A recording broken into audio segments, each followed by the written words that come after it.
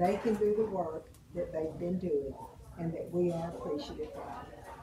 Praise you in Jesus' name. Amen. Amen. They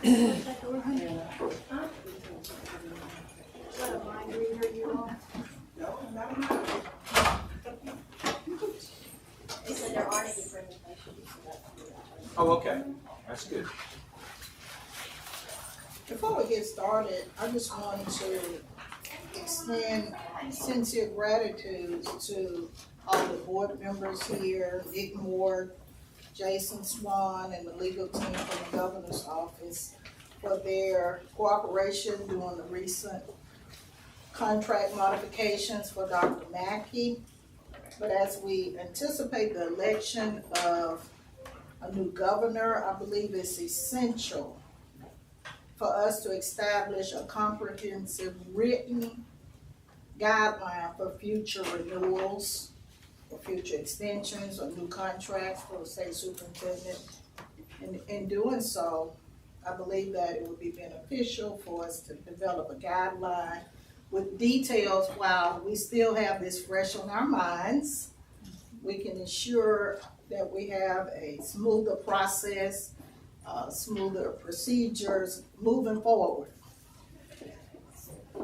I'm also suggesting that we consider a proposed written guidelines that outlines clear roles and responsibilities, appropriate protocols that will be followed in the future. And so I just wanted to mention this and acknowledge that the process may not have gone as smoothly as we may have desired. However, we're glad that we were able to complete that task.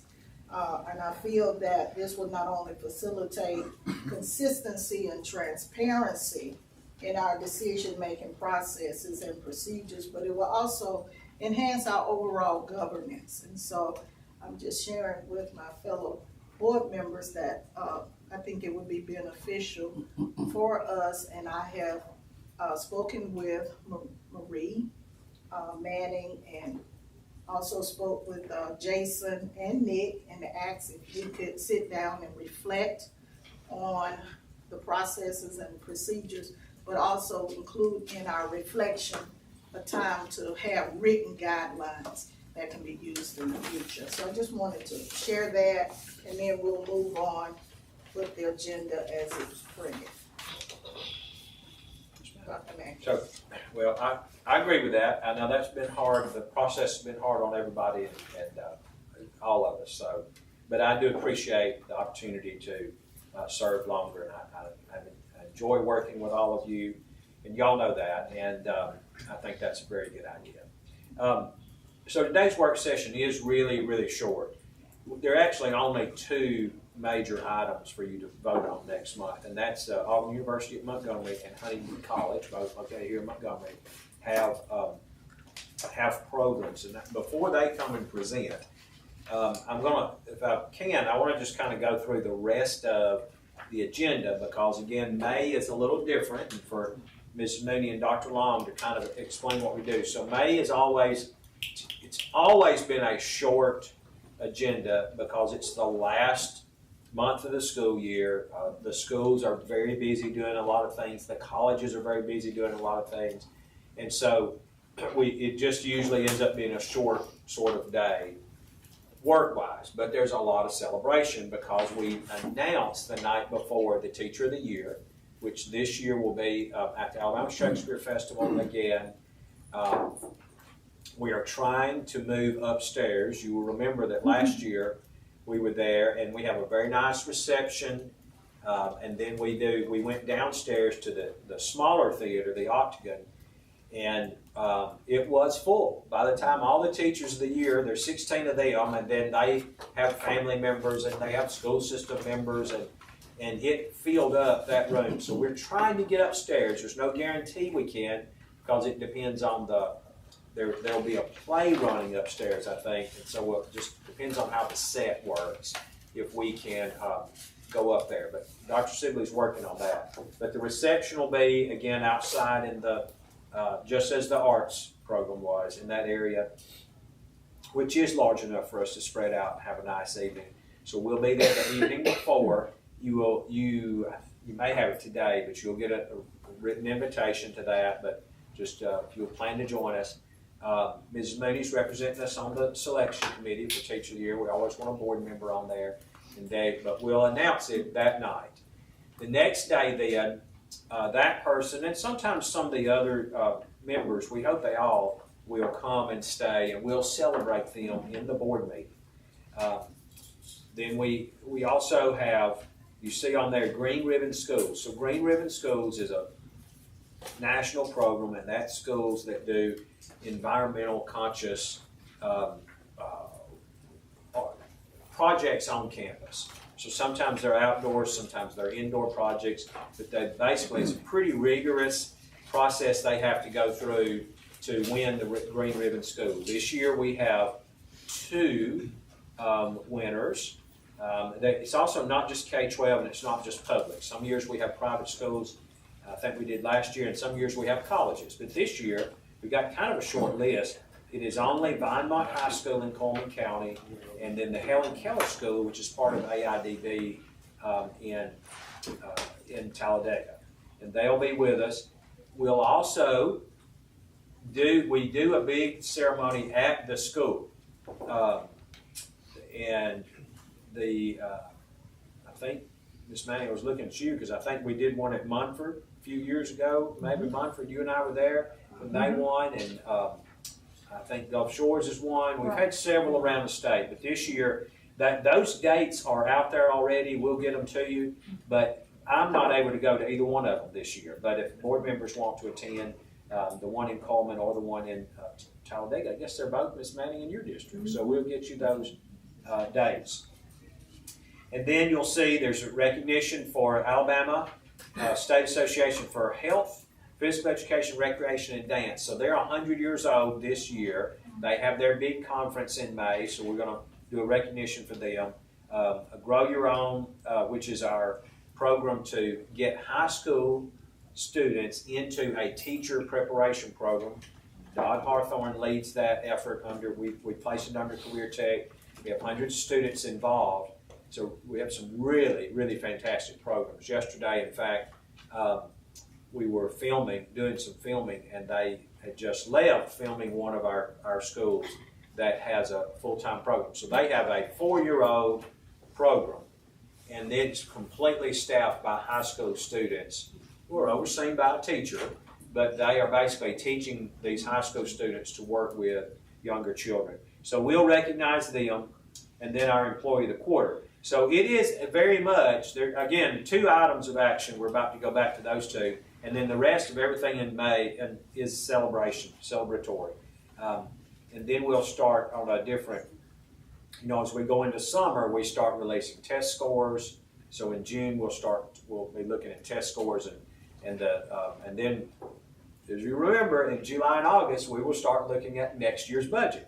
So I was kidding with Dr. Long this morning. I said, I know it feels like right now we're just doing celebrations, but it kind of goes through a cycle.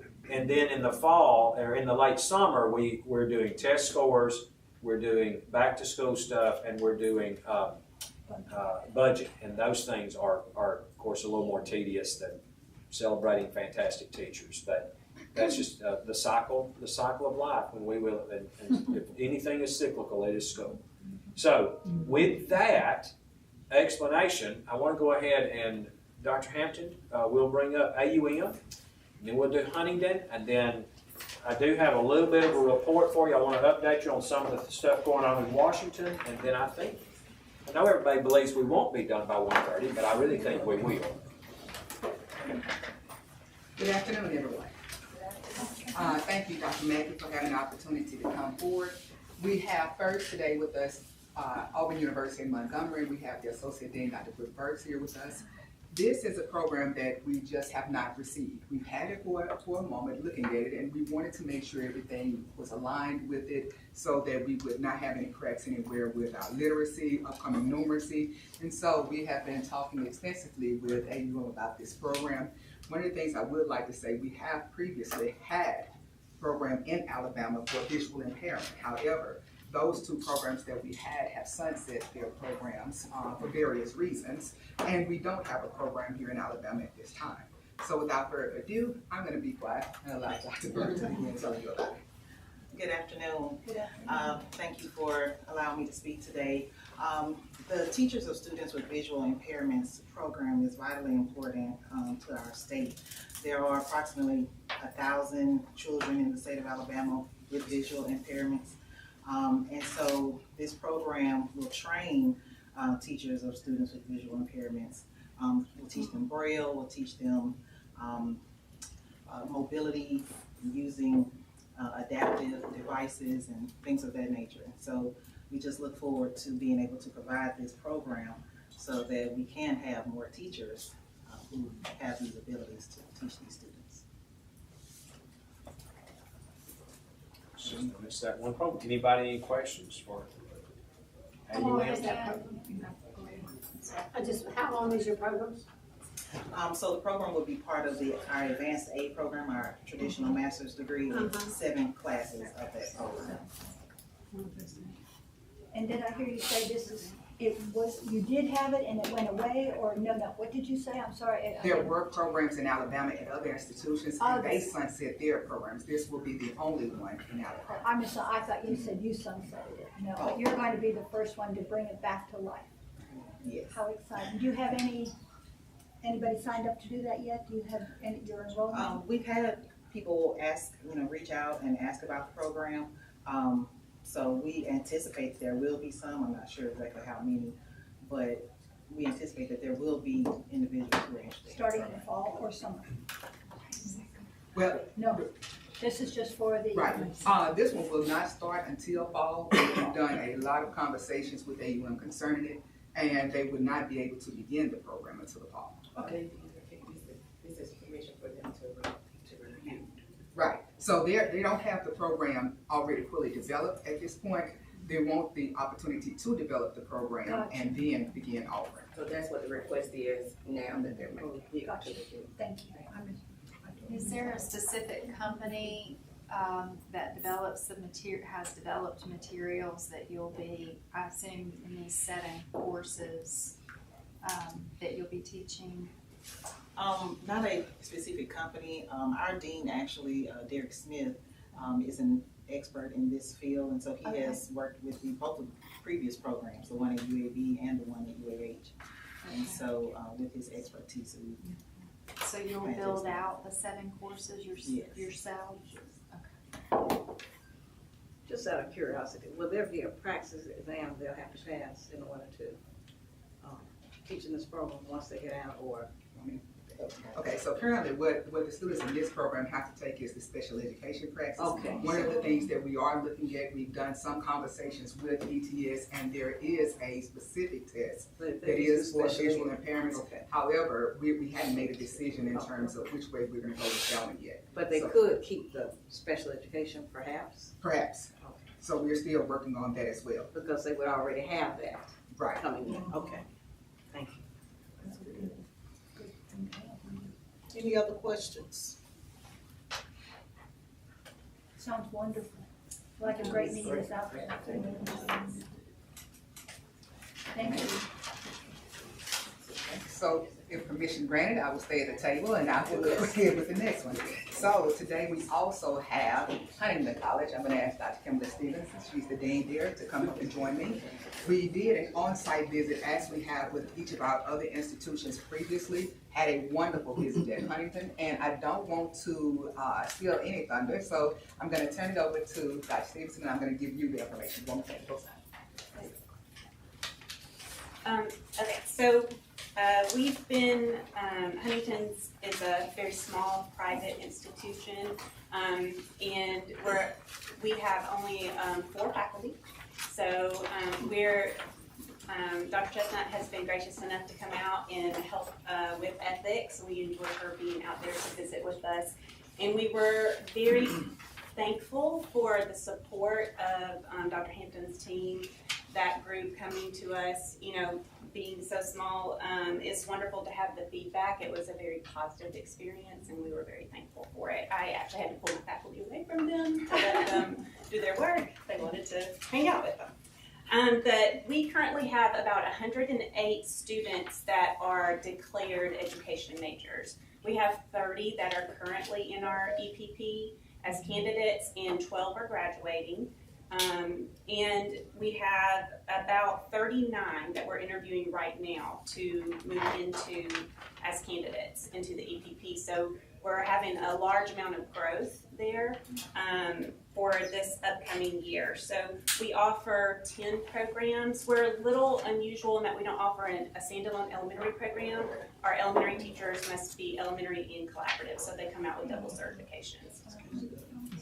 We have a music, instrumental, and choral program. We have physical education. And then our secondary programs are biology, math, social studies, history, and English language arts. And by far our most popular one would be the history and the social studies programs for secondary.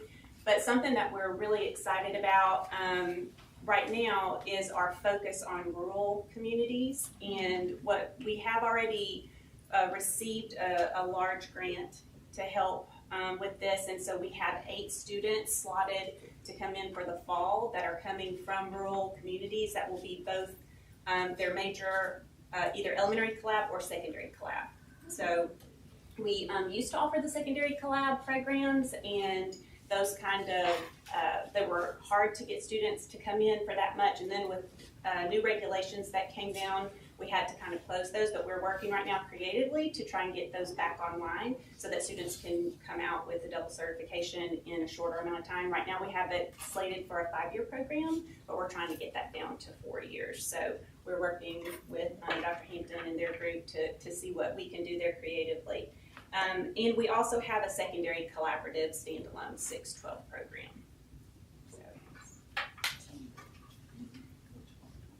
For reading? So Dr. Zimbelman is our reading specialist, and she keeps us up to date on everything. Everything is by the letter, and so we're up on all that. And we're also working towards our numeracy for the 2 classes there. We already offer 2 classes, so we're working to transition with the 4x12 going away, that we can transition to more math courses into math pedagogy courses. So that's coming up for fall of 26 for us.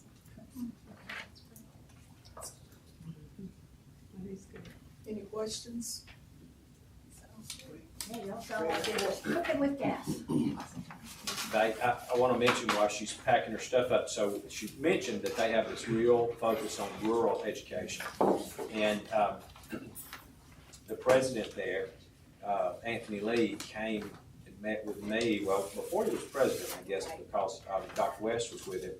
And we talked about a special project that they want to do in the Black Belt to try to recruit high school teachers who will be able to go through a special program with some real supports and come back with an agreement that they will come back to teach there.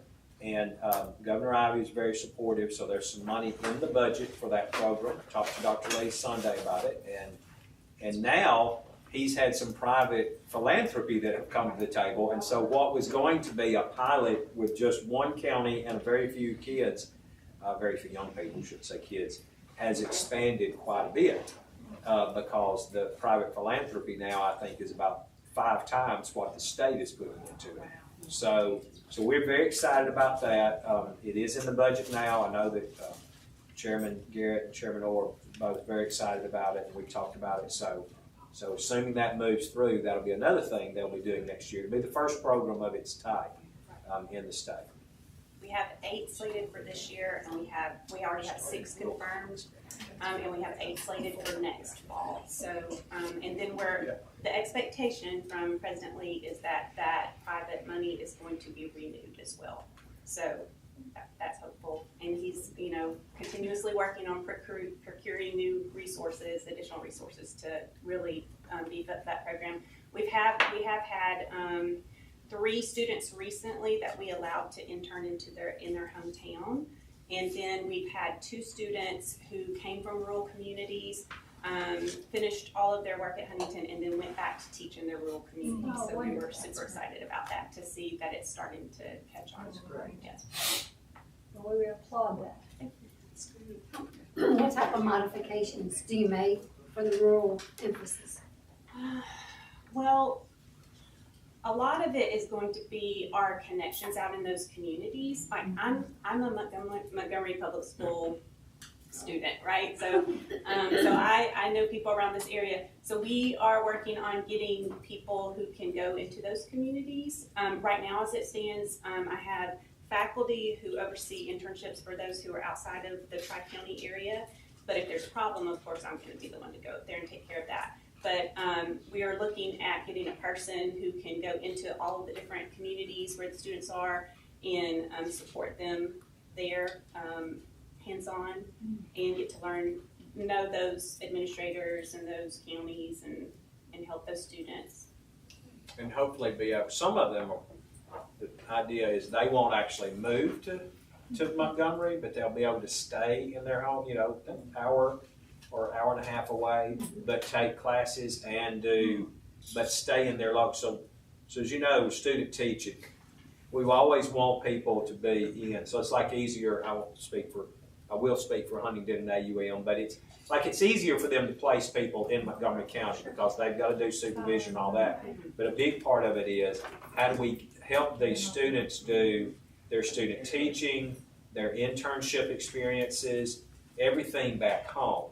And in some cases, I think the students will be able to, a lot of times they may need to work too. So they'll be able to stay in their home community and work part-time while going to school, and with the intention of really never leaving their hometown. Flexibility. Yes, ma'am. Yeah, that flexibility is built into the program. It just sounds great. Well, congratulations. Thank you. Okay, I think that brings me back to me. So I want to go back to my teaching. I want to talk a little bit about the third month in a row, what's happening in Washington in the U.S. Department of Ed, and just update you on a couple of things. Some of this I have sent to you, but I think it's easier to talk through it too. So one is money.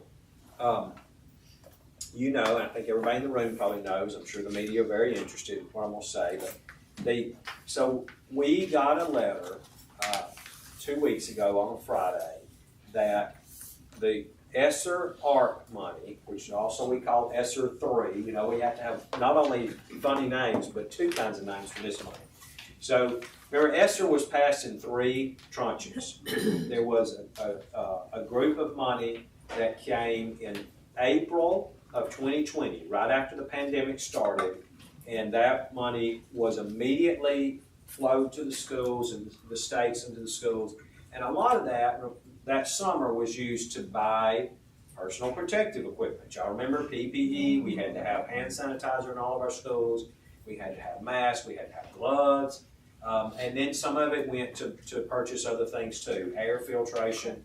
Things early on we didn't know. I'm looking at Dr. Long. He's a physician. We didn't even know what it was we needed. We were just trying to get all the stuff that people were telling us over the summer we might need to start school back. Then in December of that year, we got a second bucket of money. We call that ESSER 2. All of those monies have now been completely expended. They're off the table. We've already finished the audit for the first round of money. But now we are spending down ESSER 3, which the first 2 came under the Trump administration. The third one came under the Biden administration in the spring of 2021. And that's why they don't like us to call it ESSER 3. They wanted us to call it ARP ESSER because it was part of the rescue plan, American Rescue Plan. So anyway, so if you see those 2, you say ARP ESSER or ESSER 3, they're the same thing. There's no difference. So this third round of money, though, we had until December 31st, 2024 to spend it. So that's been gone. it had to be allocated though, and everything, like the contracts all in the bank by September of 2024. So all that was, more than a half a year ago. But the under something called the Tidings Amendment, that I won't get into the specifics of, but basically the Tidings Amendment says that doesn't just apply to this, but when you take federal money, you have about a year more to spend the money than the law actually says you have, because it's considered spent when it leaves Washington, it leaves the state, it gets to the district spends it. So the Department of Education said they were going to grant what we call late liquidation, which meant everybody that applied for late liquidation had until March of 2026, an extra 15 months to spend the money. We had a few districts, Birmingham City, Jacksonville, Winfield, Selma, that all wanted late liquidation. We might have had a few more, but for sake of brevity, those 4 I know. And then State Department took all the extra money that was returned. And you're saying, well, what money was returned? Well, here's an example. We set money aside for the colleges that if they had teachers who went through letters training while they were college students, we would pay them $1,000 stipend. When all that was said and done, and we did that, but there was money returned because not enough students graduated with the letters credentials to use up all the money we had set aside. So we come back like $50,000. we come back enough money to put together about a $5 million pot that we committed to our middle school reading program, or struggling readers beyond grade 3. And that money's technically parked in an account.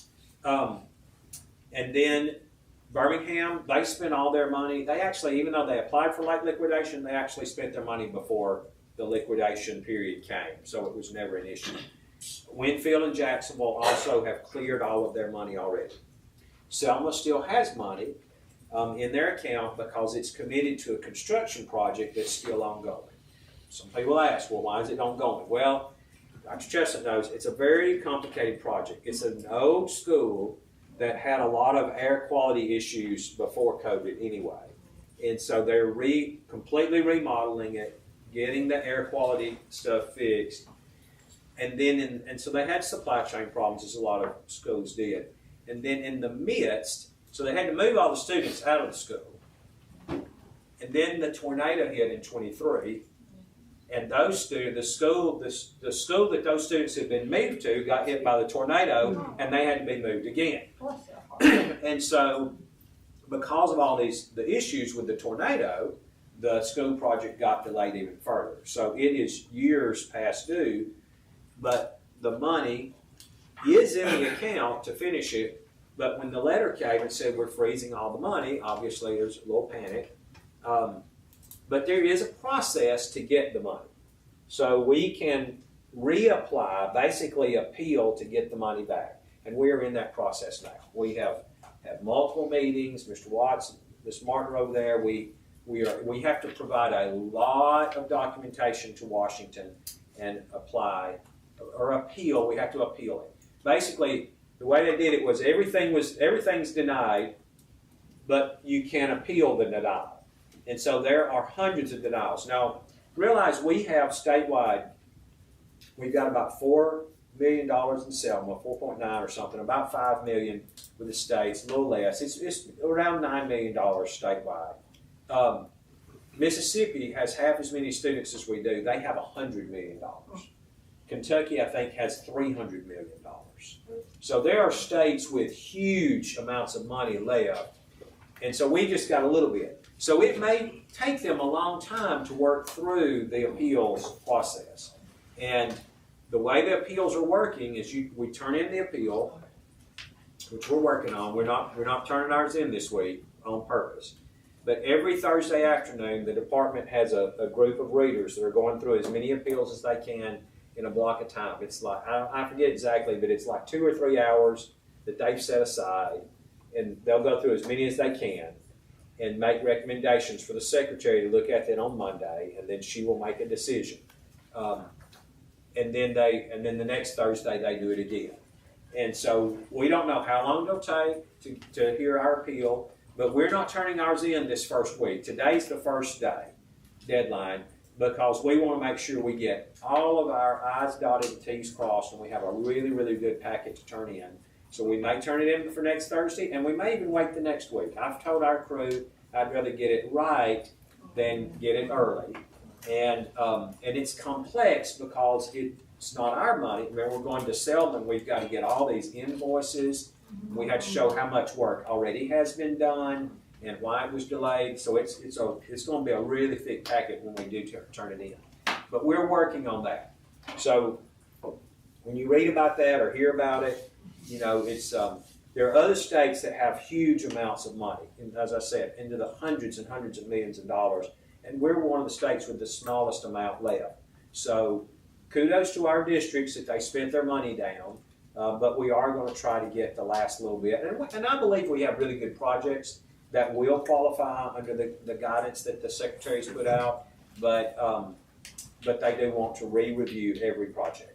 May Yes. I ask, are you gonna send in both appeals, the State Department and, I'll just call it Selma's, We will send them both. together, but it's two separate packets, is that It's the way? two separate packets, and we will probably we're going to send Selma's first, because we're going to prioritize the local school district's money. Gotcha.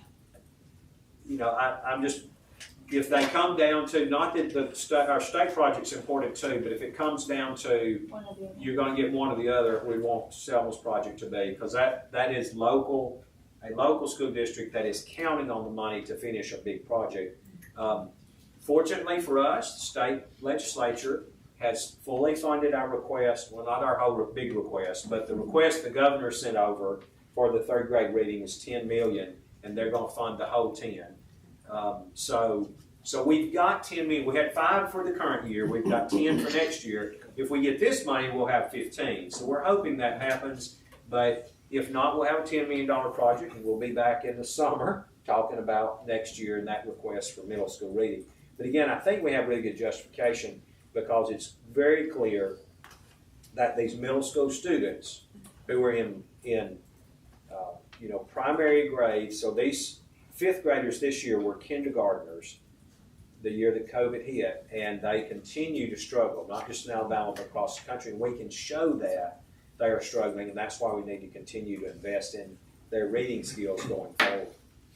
Remind me, Dr. Mackey, the big number, I believe if we were going to address all students that had need, was around 22 million, was that right?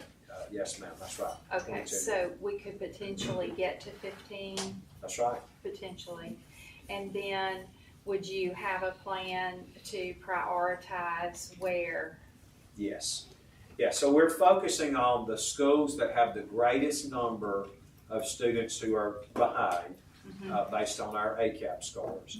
And so that we would focus in on those schools, start at the school with the most struggling middle schoolers or intermediate school, and work our way up.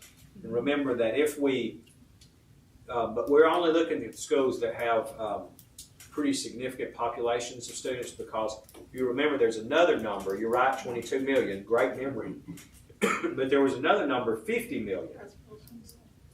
50 million would also reach those intermediate middle school readers who are behind, but their school is not showing signs of struggle. So I'll give you an example of Vestavia. So Vestavia Middle School, great results, but they obviously do have some students in their middle grades who are struggling. So when we went back at the request of some board members and said, well, now if we included every reader in the state who, excuse me, who's basically a level 1 or 2, then what would it cost? Now then, that number is about 50 million. And we don't know that we'll ever get to that number, but we pulled basically the schools that had really high numbers of students who were struggling. Yeah. Well, those districts spend a lot more local dollars maybe and can make up Right. For those gaps, but it's, in my mind, it's the ones between the 15 million and the 22 million that we know we're leaving behind. Yes, ma'am. That is the immediate concern. because I don't believe the Vestavias of the world are gonna leave those students behind. That's right. They have the ability to step in financially. That's right. Yeah, and they have smaller numbers, so they can more easily prioritize resources for those students than if you've got a large number of students. Yes, sir. How many different systems are involved in this? I can't tell you how many systems. Do y'all remember? You don't know? I hate to ask y'all right off the spot. We'll get that for you. We'll get it for you. I'll show you how we identified those. That's a good question, but I cannot remember how many systems or schools. I don't have it. So the second, let me go to the second big issue. That's one. So the other one is a letter that you may have read about, and I sent y'all something on it. We're going to send something to superintendents this afternoon. Drafted it earlier, but then this morning we didn't quite get everybody's agreement on what to say. It's not going to say much. But last Friday, or Thursday, maybe Thursday, we received correspondence from the U.S. Department of Ed asking us to sign new assurances related to the Office of Civil Rights, what we call Title VI. So Title VI is the civil rights compliance. So when you see Title VI, think civil rights compliance. And it is related to the executive order that I sent you correspondence about last month, where there was an executive order about not having any race-based admissions decisions. And I told y'all, we read it every way you can read it, backwards, forwards. We don't think it affects any of our schools at all because we don't use race-based decisions for admissions.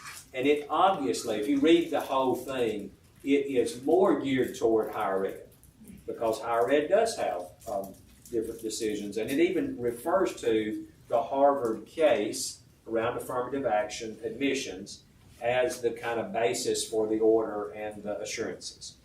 Now, we've not signed those assurances. I don't know if any states have signed them yet or not, but one is obviously, I won't speak for Jason, I won't ask him to speak, but we want all of our legal team to agree.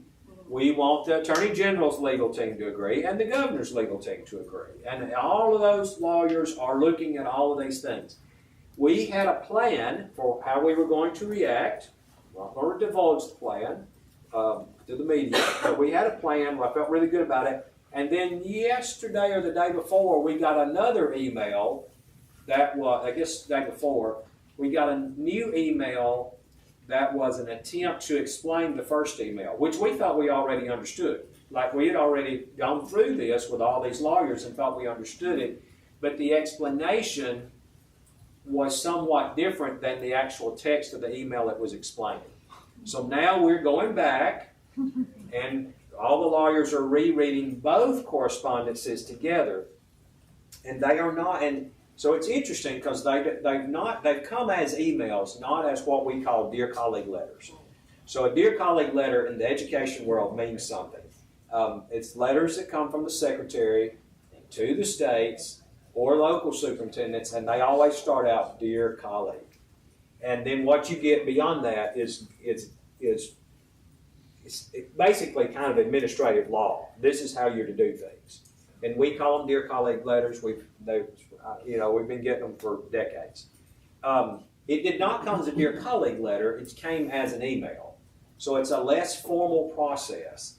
It also, there were no threats that said if you don't sign this, we're pulling your funding, or if you don't do this, we're doing this. It was just basically a request to sign.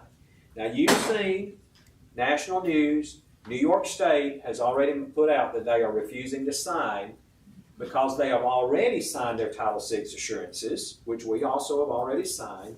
And it is their contention, I'm not saying it's mine, it's their contention that the department cannot change the assurances after they've been signed. And so if there's not a legal battle, I will be really surprised. We have not said we're not going to sign the assurances. And again, first read of them, early on, we didn't see any real issues. But now we've got this other guidance, so we're working through that. But just know that when you read the national news and all this, we are also working through that. And I do think we'll probably sign the assurances, but I can't promise that because I'm not going to do that without legal guidance from our team and the AG and the governor's office. But it's just my signature. Literally, all this is about one line that the state chief is asked to sign and return to Washington. But we're working through that, and we will have an answer next week. Originally, we were going to finish it this week because the deadline to sign was tomorrow. But the new email that came out extended the deadline by 10 more days. So I told our team there's no reason in us trying to get it done this week when they've given us basically another week and a half. So there'll be a priority for next week. But we are working our way through it. Any questions about that? Since you're president of the state chiefs organization, are you collaborating with any of those other states to see what their... Yes, ma'am. We are. I have been talking with and texting with other state chiefs over the weekend. We have 2 standing calls with them. Ms. Martin was on one yesterday, so there's a deputies call where we're working through these issues. There's actually one going on right now. We have a team of people upstairs on it because every Thursday we're doing a call on whatever the most recent, correspondence from U.S. Department of Ed is. And this one today, the call is about what I'm talking right now. But so I'm sure, 3 o'clock this afternoon, I'll get a briefing on what was on the call. But we are coordinating with other states. Obviously, it's one of those things where all the states are not going to be together.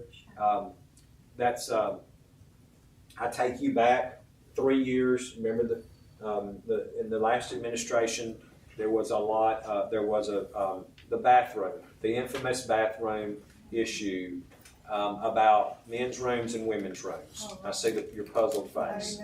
And we were one of the states then. We refused to sign that then. And our Attorney General backed us up. And you may remember there were, I think, 16 Attorneys General that signed. There was a stay. And so the decision was that the administration's rule applied to all the states except the ones that had sued. And they were not, the ones that had sued the U.S. Department of Ed did not have to follow the new rule. But if you were not part of the suit, you did have to follow the new rule. And that was actually the court decision. So we never implemented that rule.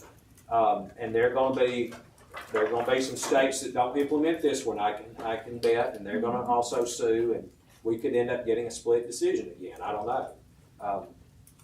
But I probably shouldn't get too much deeper into that until our AG weighs in on it. You might get a third email. We might, and I said this to the board in writing, and I want to say it publicly so everybody can hear it. But, all these things we're going to work our way through. But we are going to be very clear that as long as we are here together, superintendent and board, the constitutional civil rights of every child in Alabama will be protected, period. We're going to protect our kids' constitutional civil rights. We want every kid to be able to go to school, be treated fairly at school, and so on and so forth. But the intricacies of how that is done and documented and so on and so forth will work through the lawyers. So those are kind of those 2 things. As that changes, I'll let you know. We are finishing up next week ACAP testing, which means that our spring, the spring testing will be over, and then we will know when we meet in May, we may know, I don't know for sure, we'll be very close to knowing the first round of how many students, how many 3rd graders are likely to be retained for next year. It's a possibility because the May meeting I think is really early, like the 8th, and it's usually the 15th when we get that, so we may not have the exact, but we'll be really close, and if not, you'll be getting it soon after that. So just like last year, we will be able to look at that number and see how many on the first round of testing don't meet the criteria to move on to 4th grade, and therefore will possibly go to summer school. Because you remember, we committed that one of the things we will do this year too is those students who meet the cut score that we've set, which is minus 1.5, minus 1.5 standard errors of measure below the other number. I can't remember if it's 454? 444. Yeah, close. Got two of them right. It's pretty good math. 444, but the ones between 444 and the 472, I think, will get a separate letter that says even though you meet the criteria to go on to 4th grade, your student is basically a struggling reader and needs to continue to receive, targeted reading instruction. That's not the words of the letter, but something like that. So that those parents know that even though their child can move on, they are, the word I've used over and over, on the bubble. I got called out for that, but they're close, and so we want to make sure that their parents know that they're not free and clear. It's like passing calculus with a D. It does not mean that you need to necessarily be building airplanes the next year. Okay, so those are the things I wanted to mention. Any questions about any of that or anything else? Okay, Dr. Chestnut, I'll turn it back to you. And I said by 1:30 we're closed. Here's a question. Right. Yes, ma'am. Yes. With our 250 anniversary for our country. Yes. Talk a little bit about. I told you I would talk about that. I apologize. So Alabama is a part of the celebration. Obviously, the United States turning 250 years old in 2026. And we have several things lined up. We are going to, in June, maybe May, but probably in either May or June work session, Dr. Blake Busman is going to come and talk about some of the projects we have for next year. But basically, we are working closely with American Village. American Village is, so there's a state America 250 committee, which is the semi-quincentennial. Had to learn to say semi-quincentennial. Half of a quincentennial, which is 500. Semi-quincentennial committee. Senator Orr chairs the committee, and there's money in the budget, and the money comes to the Department of Education, but we are sharing it with the American Village because they are leading the effort to celebrate the semi-quincentennial.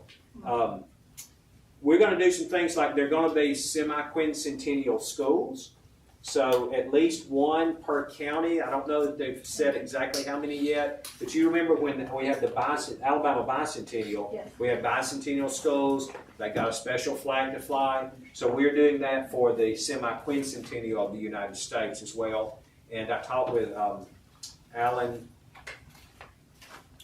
Miller at American Village last week about how we're going to roll that out. We're going to celebrate those schools in a board meeting sometime next year. He said it would probably need to be after Christmas, but we'll probably do that in, say, the March. There'll be another, like today was, we'll have a lot of schools here. They also have some student competitions going on, and of course they're doing a lot of focus at American Village, and there'll be fireworks shows and all kinds of things like that. But one of the main things is we want to make sure we get some programming into every school in the state in the, in the courses where we're doing U.S. history and or Alabama history. And Dr. Busman's working on that, so he'll be able to speak more to that later this summer. It'll be a full year celebration, so it starts this summer, and then of course it ends July 4th, 2026, which will be the 250th official anniversary of the United States, the signing of the Declaration of Independence. It's also paired with some other special things. Some of you may have seen last week, or some of y'all may have participated. I was able to participate in part of the Lafayette Trail. So remember that Lafayette returned to the States and did a tour of America, and he went to all 24 states 50 years after the signing of the Declaration of Independence. So that is going on now. And there's a Frenchman who is dressed as Lafayette, and he's visiting all the states. And he spent last week, he did, I think, 5 events in Alabama. He went to all the places where Lafayette originally stopped in Alabama, including Montgomery. And we had a special ceremony here at the Capitol, and then he went to Claiborne. He went close to Claiborne. Claiborne's actually not there anymore, but the lodge that he visited is still in existence, but they've moved it to another town. So he went there, went to Mobile, and they did a special event at the Lucas Tavern, which you may know used to sit in if you're familiar with Montgomery County, in Waugh, W-A-A-G-H, Waugh, Alabama. But it got moved to Old Alabama Town, and it's there now, but that's the tavern where he spent the night when he came to through Alabama. So all that's to say, there's a lot of that going on too. I was a little bit concerned because they had a really good program, but I almost didn't know about it until the week before. And so I talked to Alan about we got to make sure that as other things roll out, we're really publicizing them in our teacher newsletter and all that. So thank you for reminding me about that. And Dr. Busman will do a much better job when he gets to come and talk about it. Good. Other questions? Anything at all? Any other questions? No. If not, our work session is adjourned. I'm so glad you reminded me. Thank you.